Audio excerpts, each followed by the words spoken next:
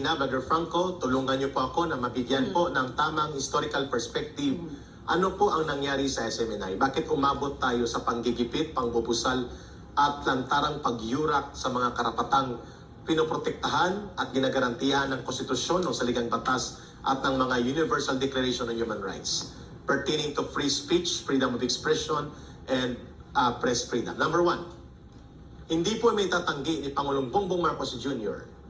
na noong panahon ng elections of 2022, ang lahat ng media ay hindi siguradong mananalo siya dahil Marcos siya. Yeah. Kaya hindi tumaya sa kanya.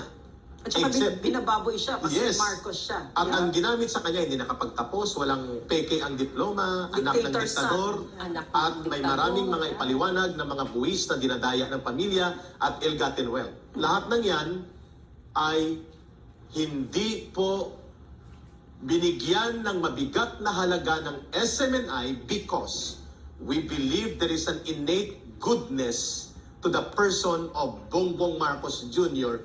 to prove themselves that they deserve to be redeemed for the excesses and grossly unfair historical judgment na ipinasa sa kanila ng mga dilawan at mga oportunistang politiko na nakipagsabwatan sa mga komunistang terorista during the time of his father's reign in government. So nagbigay ng napakalaking liberal treatment ang SMNI sa kanya.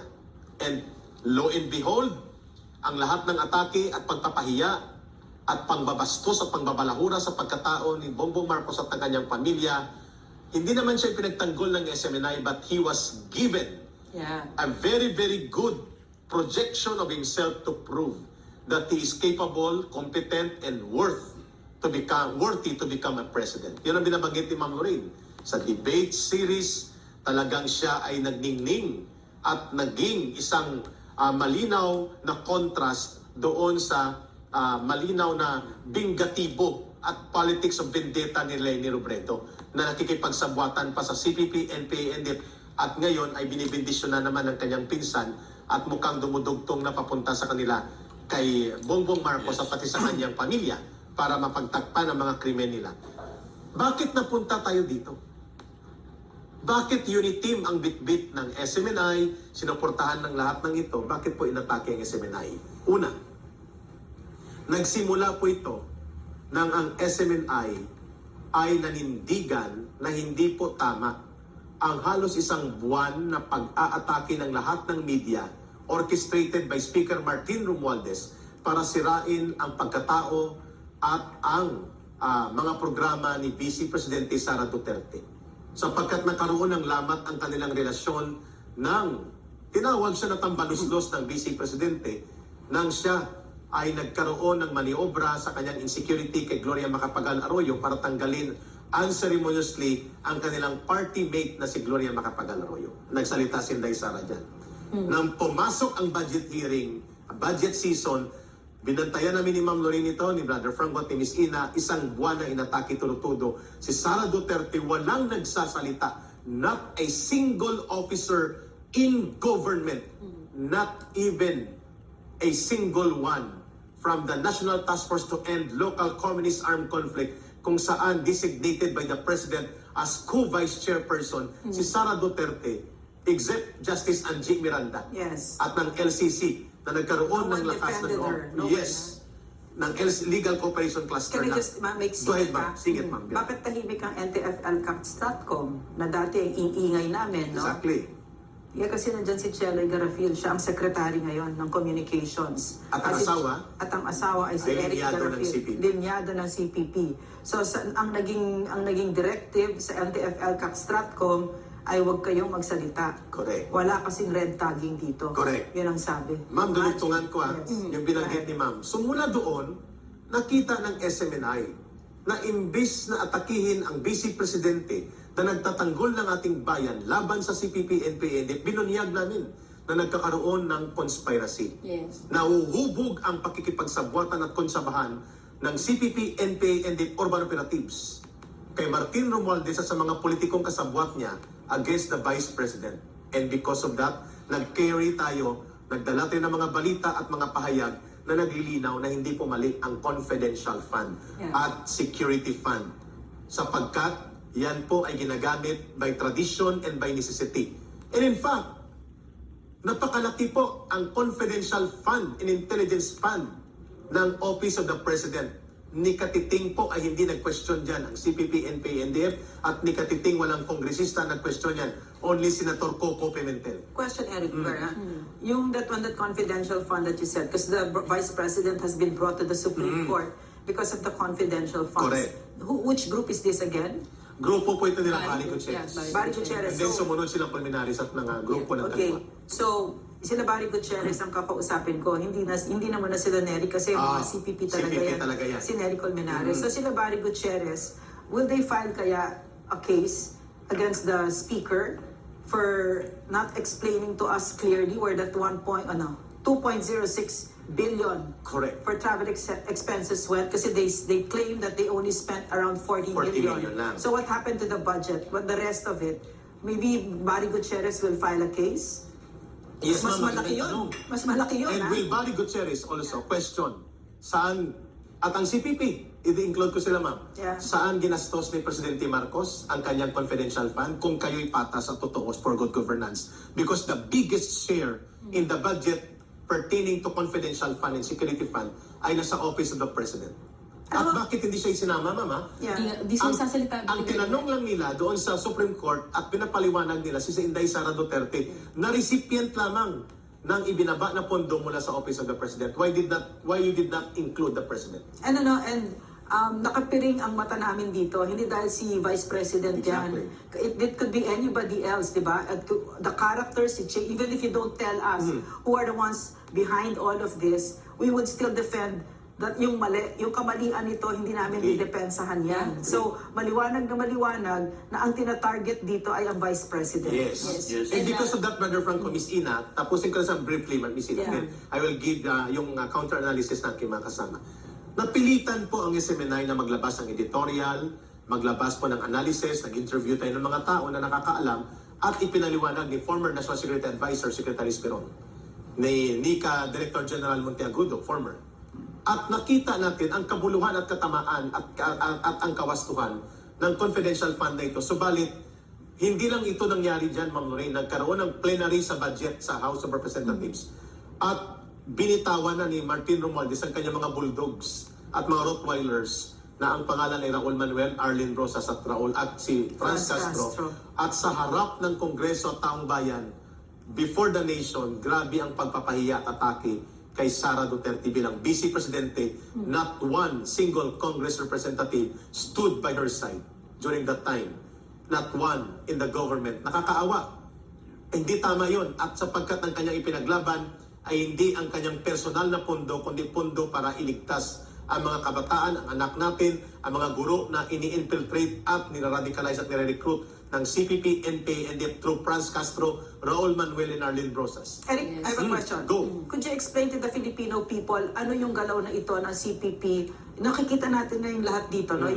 Yung kakunsyabahan, everything, all of it. Ano yung maniobra dito ng CPP para mas makilala natin at mas naiintindihan ng ating mga kababayan kung ano itong nangyayaring ito. Yes. Ito ma'am, nanggaling sa kanyang statement, Brother Franco. Iwan ko kung makayang hugutin sa laban kasamang Bayan Viber Group.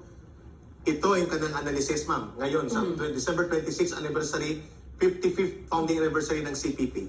Tuwang-tuwa sila sa nangyayari. Itong sagot sa tanong ni Ma'am Lorraine. Sabi ng Central Committee ng Communist Party, kung saan itong boss nila Franz Castro, Raul Manuel at Arlene Rosas at mga nila Teddy Casino.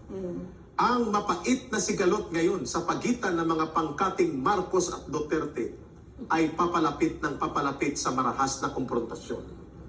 So tuwang-tuwa sila na So, nagbabanggaan. gusto niya ito. Ang statement nila to Ngayon, hayagang pinupuna ng mga Duterte si Marcos sa planong buhayin muli ang usapang pangkapayapaan sa National Democratic Front, of course si PPNP, NDF ito. Ang ilang bagong retiradong generals ng militar na tapat kay Duterte ay umiikot na sa iba pang opisyal ng mga Intriga. negosyante at mga military upang mang-ukat at mang-upat ng kudeta para ibagsak si Marcos at magtatag ng military-civilian junta.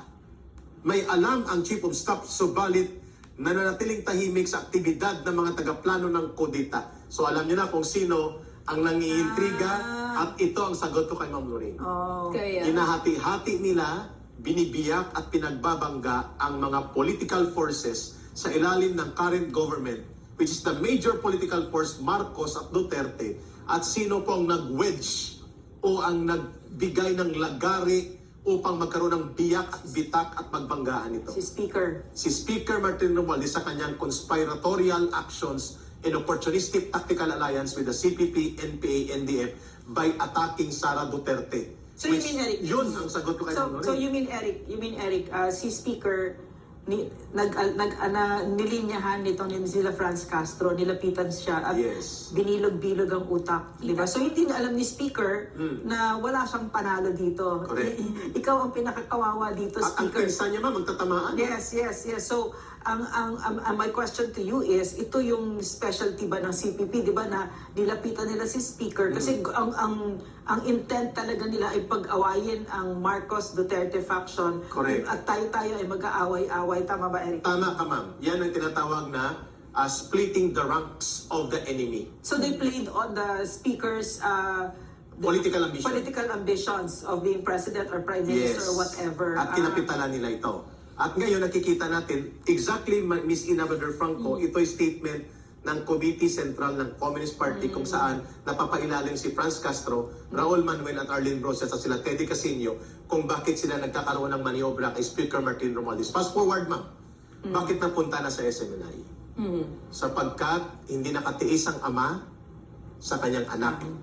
The former President Rodrigo Duterte na may programang Black Time na gikan sa masa para sa masa sa SMNI kasama si Pastor Kibuloy ay nagsalita sa dalawang magkasunod na episodes.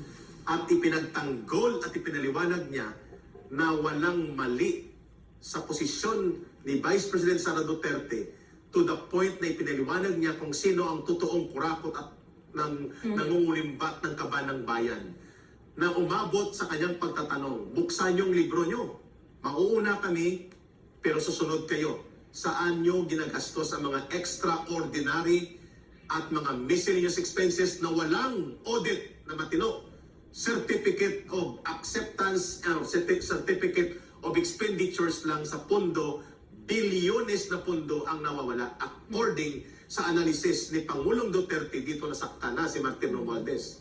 At nanawagan si Pangulong Duterte, kung hindi nyo gagawin yan, ang inyong accountability and transparent obligation to the people, ipapanawagan ko dito na hindi na tayo magbabayad ng buwis. Ang mga sundalo, pulis at militar, lahat ay magsalita upang i-pressure kayo na maglapas ng inyong abuso sa pundo sapagkat yan ang source ng korupsyon.